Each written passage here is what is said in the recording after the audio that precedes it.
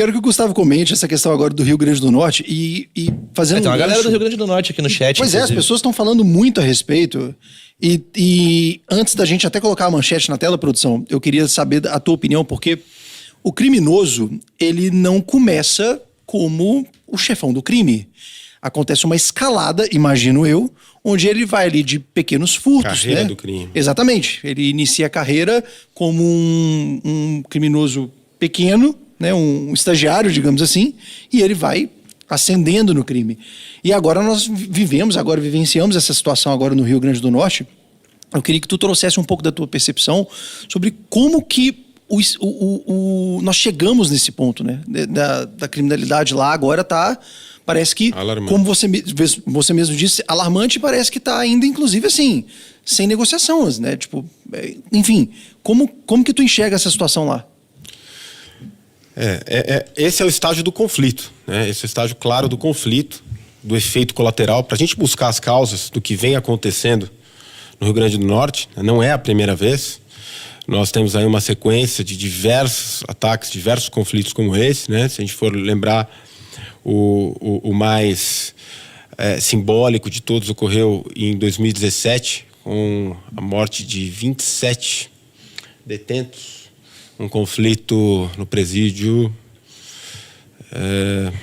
já vou lembrar o nome do presídio, enfim. Alcaçuz, isso, Alcaçuz, exatamente. Que ficou marcado, né, por ser uma batalha sangrenta, ali à época decorrente do conflito entre facções, o Sindicato do Crime e o PCC. E aí, para a gente entender a origem de tudo isso, a gente tem que remontar aí as origens do próprio PCC aqui no estado de São Paulo, nos anos 2000, que passou a crescer como uma empreitada que buscava o lucro, pela prática de diversos crimes, principalmente o tráfico de drogas. Se expandiu pelo estado do Mato Grosso, do Paraná inicialmente, com pontos importantes ali por serem fronteiras. E nesse aspecto, o Rio Grande do Norte também é um ponto estrategicamente muito importante pela sua localização, né?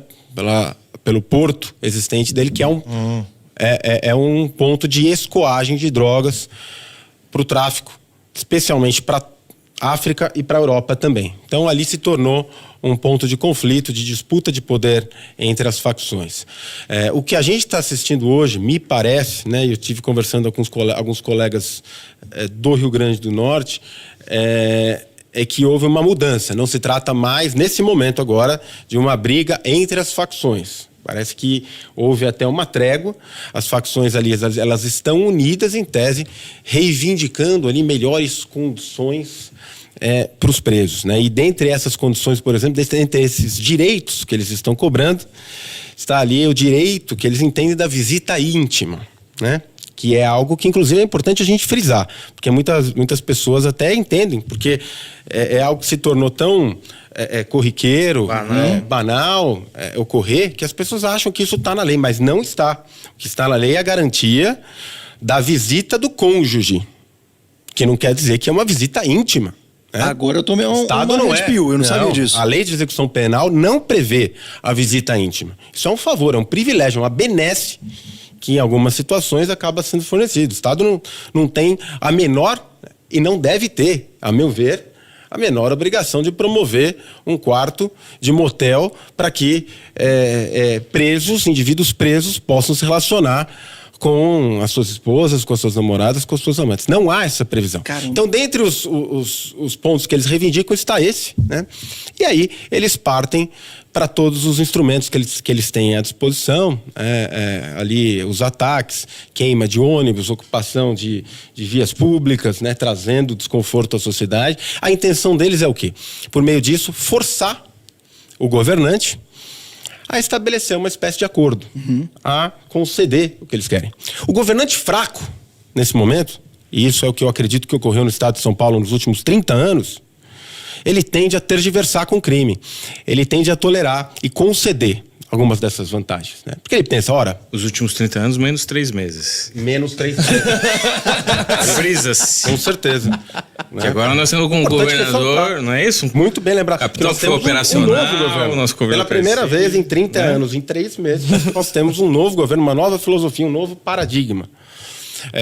Mas me parece muito claro que aqui no estado de São Paulo houve sim essa tolerância, porque para o governante, quando ele começa a enfrentar de fato o crime organizado, ele é obrigado a enfrentar também os seus efeitos colaterais. Exatamente. São conflitos, queima de ônibus, são vias interditadas, infelizmente às vezes perda de vidas. Mas é importante a gente entender que se a gente não enfrentar esses efeitos colaterais de frente, claro, minimizando da melhor maneira, mas se a gente não encarar isso e empurrando com a barriga, a gente vai passar por esses estágios da tolerância, da acomodação, da fusão, da simbiose, e a fatura uma hora chega. E ela chega muito alta. E a gente não quer chegar nesse ponto. Isso.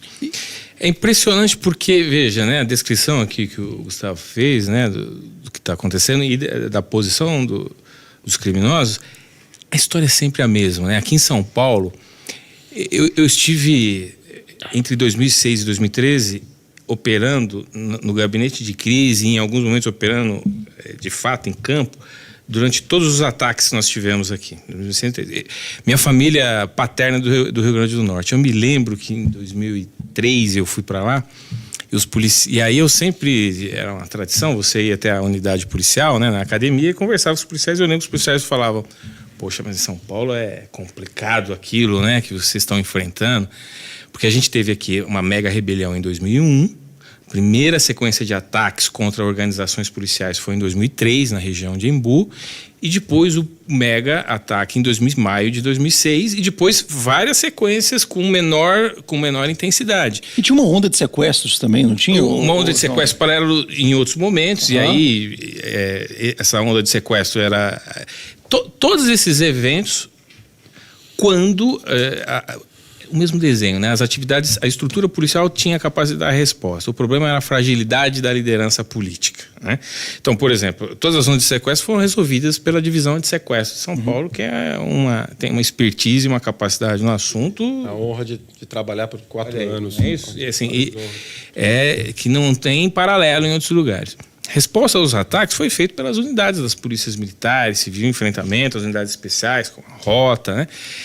Então, forças táticas. Então, veja, havia resposta, tem a crise, tem a febre, tem o problema, a resposta policial dá. Mas a resposta policial nunca foi, a falta da resposta policial nunca foi o problema. Uhum. O problema é sempre essa questão crônica da falta da liderança.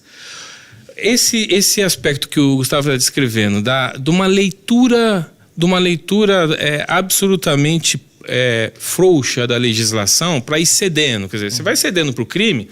O crime é óbvio, ele está o tempo todo fazendo uma atividade que é um negócio. Sim. Ele tem... Fazer o crime é a forma que ele descobriu na vida de ter receita e prazer. Se você não impõe limite para isso, não há nenhuma razão para ele parar de fazer isso. É completamente irracional, contra-intuitivo. Se toda vez que ele é violento, toda vez que ele não cumpre as regras, você o premia, por que ele vai deixar de tomar essas medidas? Então, você colocou ele na cadeia, mas não controla ele internamente, depois de um processo. Primeiro, né?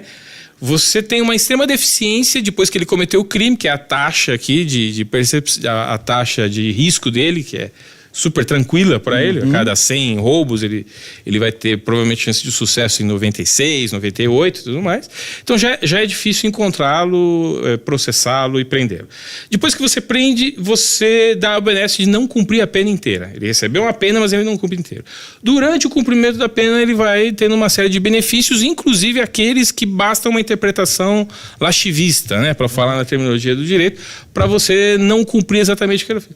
Então você está o tempo todo dando sinais errados para ele, para quem quer controlar o crime. Você está dizendo, quanto mais violento, quanto mais organizado, quanto mais ousado você for, menor a chance de você ser controlado ou sofrer algum tipo de dissuasão. Como é que a gente muda esse jogo? De novo, olha para fora. Como é que a Itália fez isso para enfrentar a máfia? Como é que os Estados Unidos, em especial nas duas costas, em especial na costa Do Giuliani? Giuliani. Como é que ele se impôs lá em Nova York para controlar o crime? Como é que todos os promotores e a estrutura de justiça antimáfia nos Estados Unidos se impôs? Como é que a Inglaterra, que é um case e é um ponto focal importante na Europa, onde é sediada várias máfias, como a máfia russa, o crime organizado, como é que todos esses países, que são democracias consolidadas, enfrentaram esse problema? Reforma na legislação penal, seriedade na execução da pena, despersonalização da dissuasão estatal, isso é fundamental. Por que o criminoso, ele intimida o juiz, o chefe de polícia, o comandante de polícia, que não é que ele é mais duro, não, é que cumpre a lei, que tem coragem de fazer o seu papel. Por que o criminoso fez isso? Porque o incentivo também é negativo no aspecto contrário. Quando o juiz, o promotor, o delegado de polícia, o comandante e o policial militar de campo percebe que a legislação não o protege, não dá o amparo necessário, quando ele percebe que as lideranças do executivo, o governador e o secretário de segurança, porque chefe de polícia em nível político no Brasil é governador. Não é um tema do prefeito, não é um tema do governo federal. É o governador. O governador tem as duas polícias. Ele é o comandante em chefe das duas polícias. Né? Então, quando ele percebe que há uma fragilidade, há sempre a posição de sinal trocado. Eu enfrento o crime, mas daqui a pouco... Você usou um termo aqui que não tem espaço para negociação. A gente se acostumou no Brasil a negociar. Quer dizer, o indivíduo ele vai lá, vira uma unidade prisional, faz a rebelião e a gente negocia com ele. Poucos foram secretários, como o secretário Ferreira Pinto, que numa determinada unidade prisional mandou soldar as portas que saíam da unidade, junto com o diretor lá do local, foi execrado em algum momento, mas impediu... Mas impediu... o próximo tema que eu quero chegar. Pois é, mas impediu que a unidade prisional fosse saída e depois perdeu o cargo logo depois não, mas depois de um tempo.